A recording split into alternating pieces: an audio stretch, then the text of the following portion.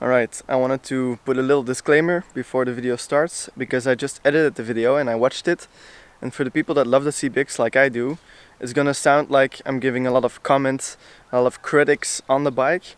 So I just want to say the topics that I picked to talk about, they're just not the best parts of the bike. You know, I'm gonna talk about off-road, I'm gonna talk about taking a passenger and stuff like that. And there are just better bikes for those purposes out there, but that doesn't mean the CB500X is not a good bike. So just keep that in mind while watching the video.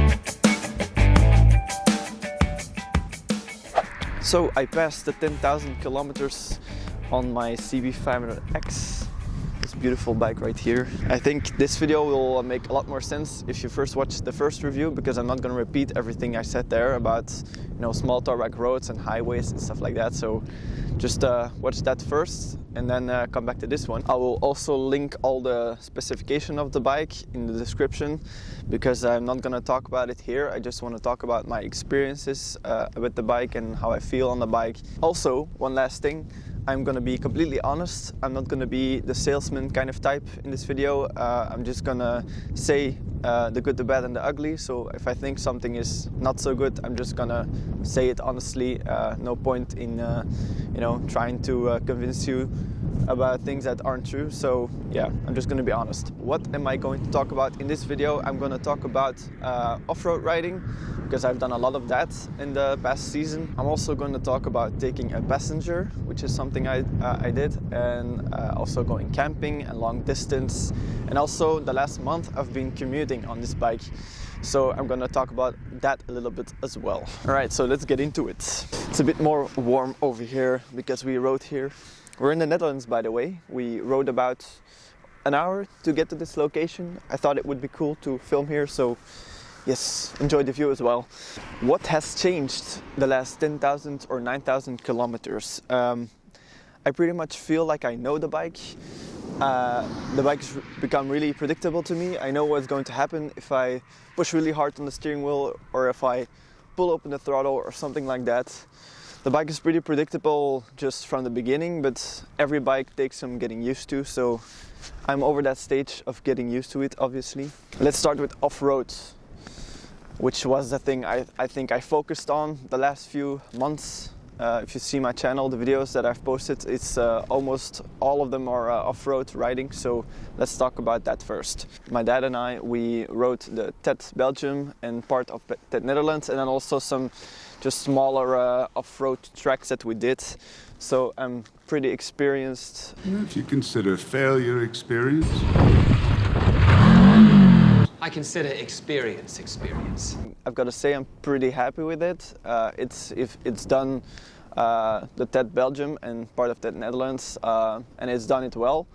But one thing I have to say, it's not really an off-road bike, in my opinion. There's a couple of things that this bike has that makes it less of an ideal off-roader. And the first thing is the standing position. The standing position is not ideal.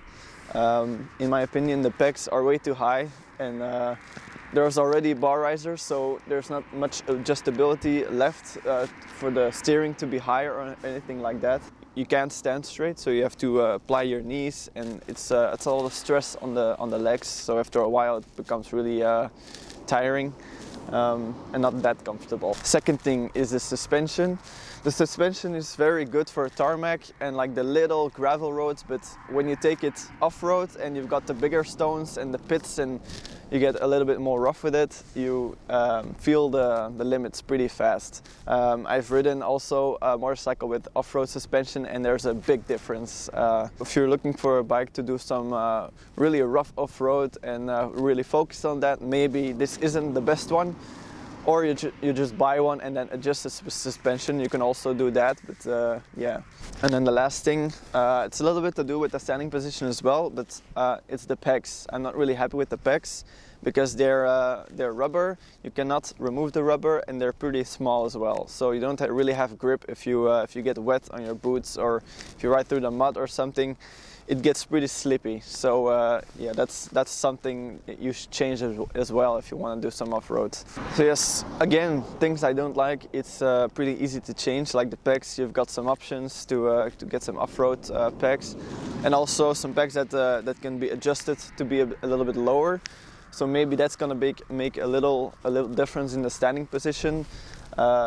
Not so much, I think. I'm gonna look more into it, but so now that I'm hearing myself talk, I keep thinking it sounds very negative, the things I'm saying, but that's not really my intention. So I'm gonna repeat myself. The bike does off-road pretty good, but it's just not an off-road bike. And also the thing about the CB500X, it's a really popular bike, so there's a lot of upgrades that you can do, a lot of accessories that you can install.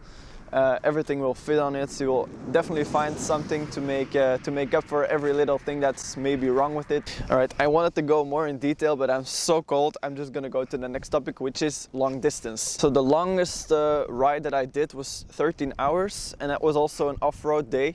So you know, it's a bit different than riding 13 hours sitting or changing up with standing up and stuff like that. It's actually better for me if I change it up and not just sit all day. I think that's pretty normal. I think of those 13 hours, we did about 3.5 hours on the highway to get to the location. So on the highway, if I ride for a while, the first thing I feel is my knees.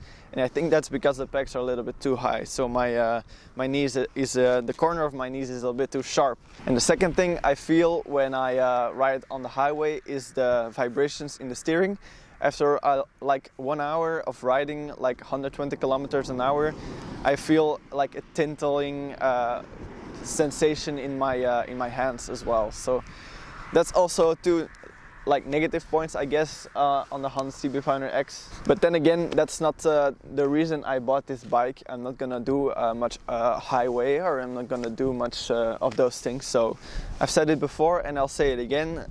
If you buy a motorcycle, it's very important to think about what am I going to do with a motorcycle, and then just buy one that's gonna serve your purpose. Of course, after 13 hours of sitting somewhere, you're always gonna have some pain, I think, everywhere, but not like the pain that you have to stop and take a break because it's too much. So to summarize the long distance capabilities, I'm pretty happy with the CB500X. So the seating position on the CB500X is really excellent. You're straight, your hands are a little bit plied, at least for me. So for the seating position, it's a 10 out of 10. It's a really good seating position. The next topic, I'm gonna change the angle, you know, because I'm a really filmmaking kind of person. Not really, but okay. So the next topic is riding with a passenger. If you follow my channel, you've already met my girlfriend Sylvia, who is my passenger. So my girlfriend is not the type of person that's gonna complain very fast when things get rainy or cold or something. You know, we just buy the right gear, and as long as things don't get too uncomfortable, she's a good sport. So yeah. So her experience says that you know, she feels good on the bike, she feels safe on the bike, she's got a lot of room, the pegs are good, so she's happy with it. The only thing, she is not used to sitting on the bike, so she gets some aches all over her body when we ride. Not the kind of aches, again, that you have to stop for and take a break or something, but you know, I think that this bike, you know, you have to get used to it.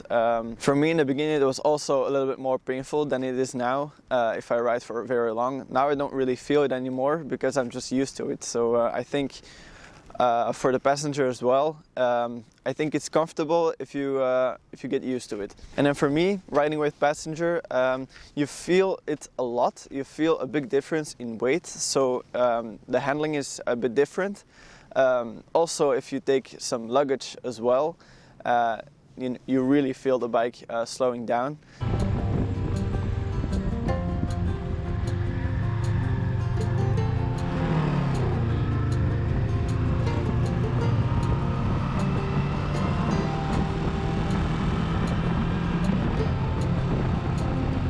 But my opinion is that if you ride with passenger and you ride with a lot of weight, you're not gonna want to accelerate a lot because you know you have to ride extra safe.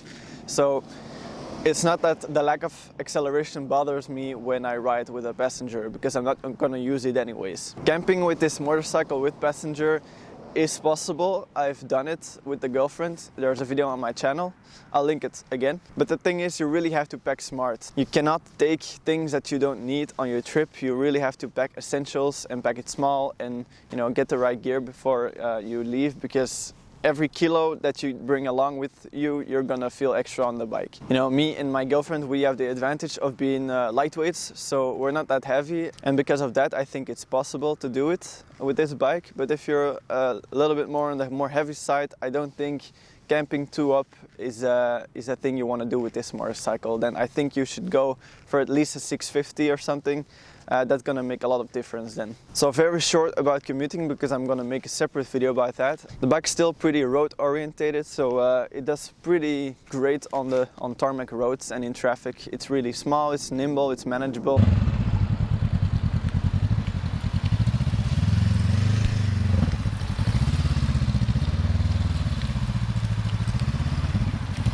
Commuting with this bike is really, you feel that's the strong point of this bike. But I'm gonna make a separate video about commuting in the near future, so look out for that. As you can see, there's a little bit more accessories on my bike, which you haven't seen. I'm gonna talk about that as well in another video. Alright, the sun is coming out, so I think it's time we leave again. So yes, I hope you enjoyed this video, and now guess this movie quote.